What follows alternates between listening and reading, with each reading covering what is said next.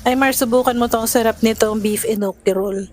Yan, maghalo ka ng 3 kutsara ng toyo or soy sauce, 2 kutsara ng olive oil, 1 teaspoon ng durog na paminta, 2 kutsara ng suka, 1 kutsara ng asukal or honey, mga kalahating tasa ng tubig or mas less pa.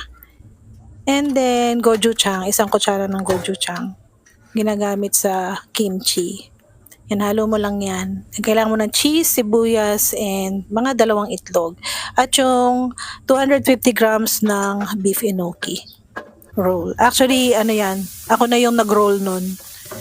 So, yung sibuyas natin, slice mo lang, then igisa mo ng paganyan. And then, ihirela mo na yung mga beef enoki roll na ginawa mo. Yan, ganda, no? Ayun, di nagkasya.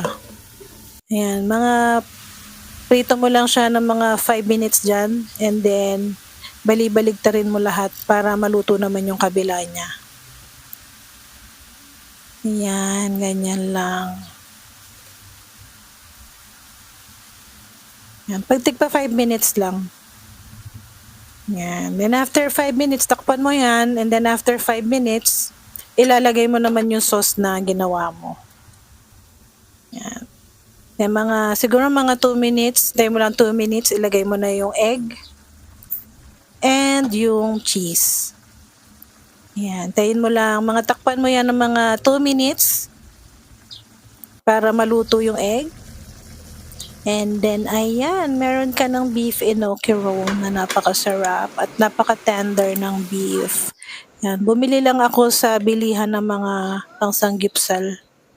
Yung enoki mushroom at yung beef. Yan, naubos namin yan nung inulam namin kagabi. Medyo maanghang siya dahil sa gochujang, pero kering-keri naman. And pinatira namin yan ng kimchi. Next time naman, kimchi